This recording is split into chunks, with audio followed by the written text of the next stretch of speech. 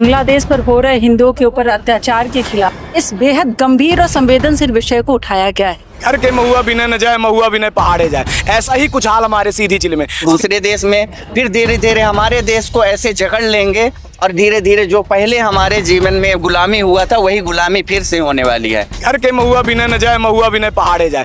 अरे अरे, कहाँ जा रहे हैं? आपके पास घर बनाने के लिए जमीन नहीं है क्या? आपके पास किसी भी दुकान, स्कूल या कोई भी बिजनेस करने के लिए जमीन उपलब्ध नहीं है?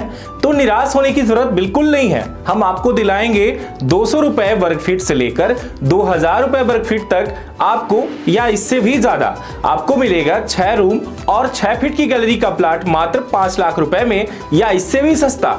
रही बात जमीन की, तो डरिए मत, कोई भी विवाद नहीं, कोई भी झगड़ालू जमीन नहीं। आपको मिलेगा एक ऐसा प्लाट जिस पर होगा आपका राज। आइए आपको जल्द जमीन दिलाते हैं, तो संपर्क करिए सीधी में आवासीय प्लाट या खेती करने के लिए या फिर किसी भी बिजनेस को करने के लिए। तो सीधी में कहीं भी प्लाट लेने के लिए जल्द संपर्क करें 94 24 59 88 78।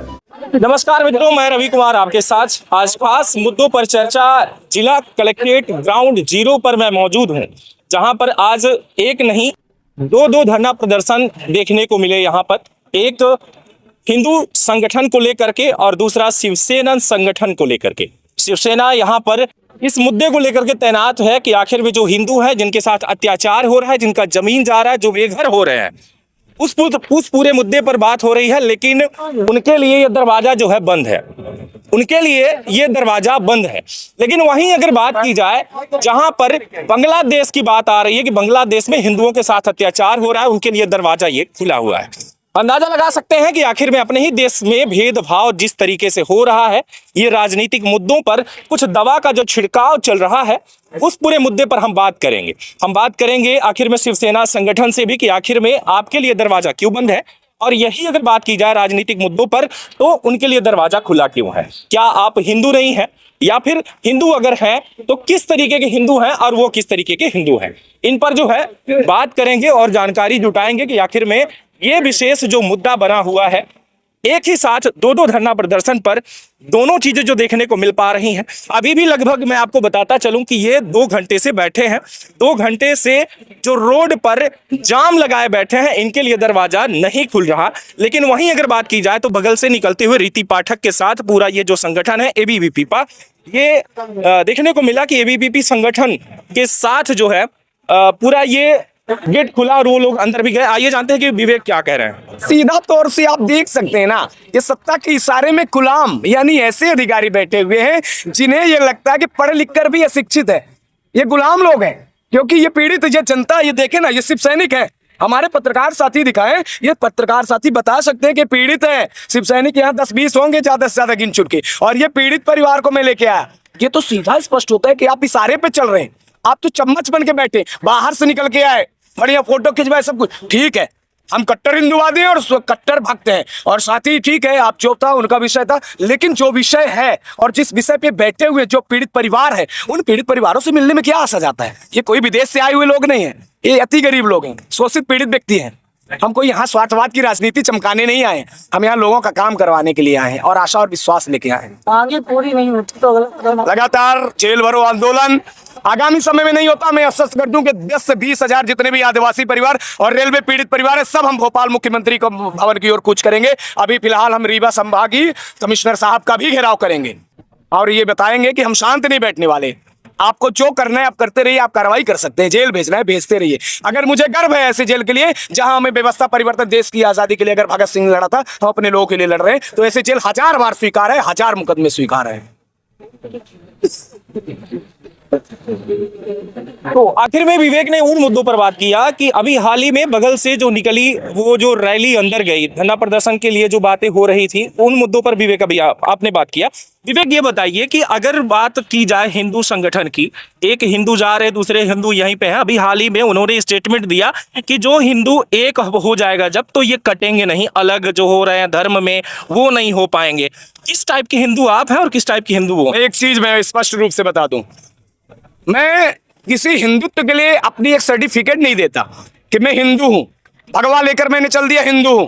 हिंदू का मतलब है अपने लोगों की सुरक्षा, हम पहले एक कहावत मैंने कुछ देर पहले अपने स्पीच में दिया, अपने लोगों को बताया।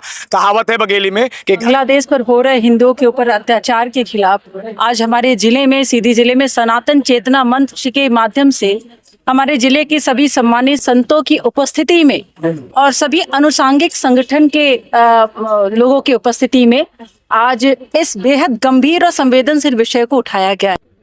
और आपके माध्यम से मैं एक जनप्रतिनिधि होने के नाते और इस मंच से जुड़ी होने के नाते और इस संवेदनशील विषय को अपने हृदय में बहुत बेहद गंभीर रूप से महसूस करने के नाते आपसे ये कहना चाहती हूँ कि ये जागने का वक्त आ गया है।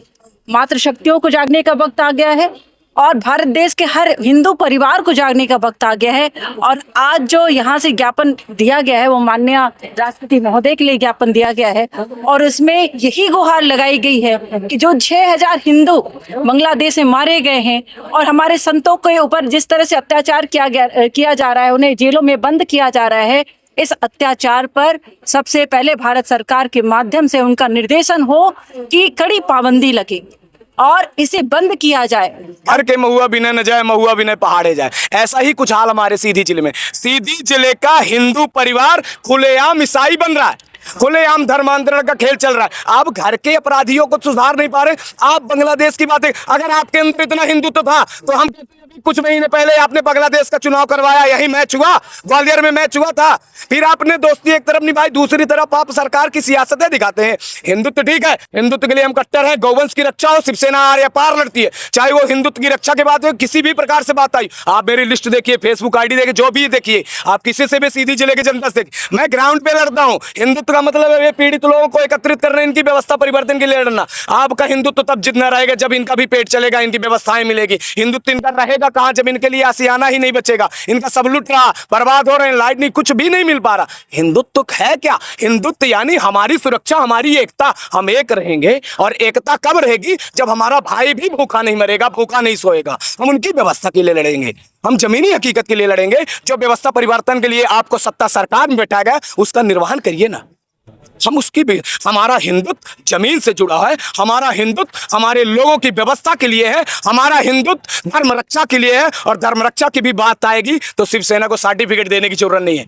आप सभी जानते हैं मैंने आर पार लड़ा है और घंटा में प्रमाण पत्र दूंगा भी नहीं। मुझे जिस दिन पिक्चर बजा नहीं होगी, मैं आपको ये बता दूं कि मैं पहले अपने घर को साफ करूंगा। ये भड़वे लोग जो इधर धर्म परिवर्तन कर रहे हैं ना, इनकी पिक्चर बजाएगी शिवसेना और खुलेआम बजाएगी। आज भी बताया, मैंने एसपी साहब को मैंने पहले बताया था, लेकिन झंडा है, कुछ भी कुछ नहीं कर सकते।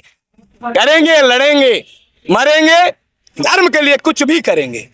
अभी हाल ही में एक ज्ञापन सौंपने के लिए जो ये लोग आए थे एबीवीपी वाले, उनका एक ज्ञापन सौंपा भी गया, यानी कि यहाँ पर एसडीएम आए, उन्होंने लिया। आप क्यों बैठे अभी तक 2 घंटे से यहाँ पर? मैं आपको बता दूं, मैं फोटो खिंचवाने नहीं आया था।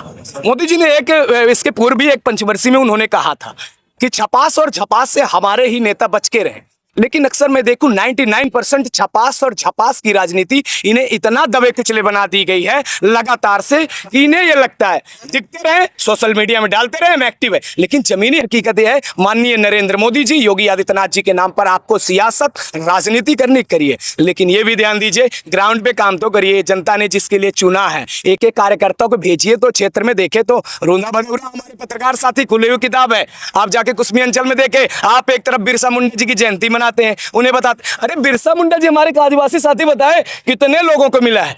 ये बिरसा मुंडा हमारे ही नहीं कि बिरसा मुंडा जी की जल जंगल जमीन की व्यवस्था है क्या? ये सब फर्जीवाड़ा है। और मैं ये मानता हूं, देखिए कि ये दिखावे तक सीमित पन, वो आप मैदान में आए, खुल के अपने लोगों की मदद करें। और जब हम मदद करेंगे, हमारा हिंदुत्व सुरक्षित रहेगा। हमारे लोग जब सुरक्षित रहेंगे, उनका हक अधिकार मिलेगा। जो सरकार की पॉलिसी है उन तक पहुंचनी चाहिए और उनका व्यवस्था में। आज उनके पास घर तक नहीं तो जाएंगे कहाँ? आज उनके घर बच्चे मर जाएंगे तो हिंदुत्व क्या करेंगे? हिंदुत्व का मतलब है हमारा घर परिवार सुरक्षित हो, हम एक दूसरे के साथ खड़े रहें। हमारी एकता ही हमारी हिंदुत्व है। किस बात के लिए आप बैठे हुए हैं? लगातार कौन सा मुद्दा है आप? लगातार मैं बताऊं, हमारे दो बेसिक मुद्दे हैं। ललितपुर सिंगरौली रेल लाइन से 14,500 किसान प्रभावित हैं, जो कुछ 13,500, जिसमें से मैं बता दूं हमारे यहीं मुख्यालय के जस्ट 500 मीटर दूरी के पीछे 500 घर के ऐसे परिवार हैं जिनके पास आज आसियाना नहीं है। ललितपुर सिंगरौली रेल लाइन ने इनका आसियाना छीन लिया है, इनके पास घर तक नहीं है, इनका घर छीन लिया। मैंने कहा माननीय डीएम साहब, आप राजस्व के अधिकारी हैं, आप पे कोई भूमि आस-पास जो भी मैंने कागज दिया, सारी चीजें दी, आप वहां चिन्हांकित करके इन्हें आवास से लाभान्वित, जो भी पट्टा लाभान्वित करे। वो आदिवासी परिवार, सभी वर्ग के परिवार थे। दूसरा मुद्दा हमारा ये है कि लगातार ये पीड़ित परिवार आदिवासी परिवार के हैं, करीब 150 किलोमीटर से आए हुए कुसमी के क्षेत्र के लोग हैं, और ऐसे परिवार हैं ये देश की आजादी के बाद ना तो लाइट पाए हैं, ना तो रास्ता पाए हैं, ना तो हॉस्पिटल पाए हैं, ना नेटवर्क पाए हैं, मतलब ना तो आवास की बातें ही छोड़े।